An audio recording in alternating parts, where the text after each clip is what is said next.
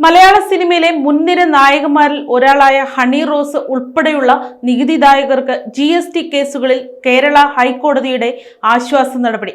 ഒന്നിലധികം സാമ്പത്തിക വർഷങ്ങളിലെ നികുതി കുടിശ്ശികയ്ക്കായി ഒറ്റ നോട്ടീസ് അയക്കുന്ന GST വകുപ്പിന്റെ നടപടി നിയമവിരുദ്ധമാണെന്ന് കോടതി നിരീക്ഷിച്ചു.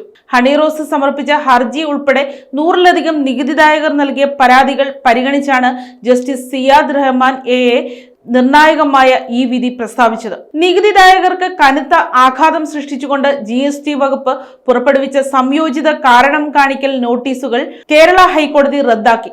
നടി ഹണി റോസ് ഉൾപ്പെടെ 100-ലധികം പേർ നൽകിയ ഹർജികളിലാണ് ജസ്റ്റിസ് സിയാദ് റഹ്മാന്റെ ബെഞ്ച് ഉത്തരവിട്ടത്.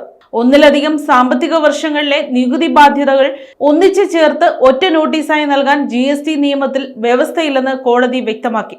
GST നിയമത്തിലെ 73, 74 വകുപ്പുകൾ പ്രകാരം ഓരോ സാമ്പത്തിക വർഷവും സ്വതന്ത്രമായ വിലയിരുത്തൽ ആവശ്യമാണെന്നും അതിനാൽ ഓരോ വർഷത്തേക്കും പ്രത്യേക നോട്ടീസുകൾ തന്നെ നൽകണമെന്നും കോടതി ചൂണ്ടിക്കാട്ടി. സംയോജിത നോട്ടീസുകൾ നികുതിദായകർക്ക് അനാവശ്യമായ ബുദ്ധിമുട്ടുകൾ സൃഷ്ടിക്കുമെന്നും നീതിപൂർവമായ നടപടിയല്ല ഇതെന്നും കോടതി നിരീക്ഷിച്ചു. നേരത്തെ ഡിവിഷൻ ബെഞ്ചുകൾ പുറപ്പെടുവിച്ച ഉത്തരവുകൾ മുൻനിർത്തിയായിരുന്നു കോടതിയുടെ ഈ സുപ്രധാന വിധി.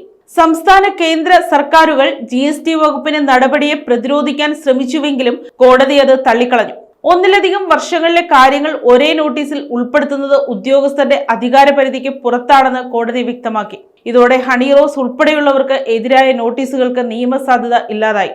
എങ്കിലും GST വകുപ്പിന് നിയമപരമായ രീതിയിൽ ഓരോ വർഷത്തേക്കും വെവ്വേറെ നോട്ടീസുകൾ നൽകി പുതിയ നടപടികൾ സ്വീകരിക്കാൻ കോടതി അനുമതി നൽകിയിട്ടുണ്ട്. കോടതിയിൽ കേസ് നിലനിന്നിരുന്ന കാലയളവ് സമയപരിധിയിൽ നിന്ന് ഒഴിവാക്കി നൽകാനും നിർദ്ദേശമുണ്ട്. സെലിബ്രിറ്റികൾ ഉൾപ്പെടെയുള്ള നികുതിദായകർക്ക് വലിയ രീതിയിൽ ആശ്വാസം നൽകുന്നതാണ് കോടതിയുടെ ഈ ഇടപെടൽ. നികുതി വകുപ്പിന്റെ നടപടിക്രമങ്ങളിലെ പിഴവുകൾ ചൂണ്ടിക്കാണിച്ചുകൊണ്ടുള്ള ഹൈക്കോടതിയുടെ ഈ വിധി മറ്റ് സമാനമായ കേസുകളിലും നിർണായകമാകും. News desk, Kottarakkara media.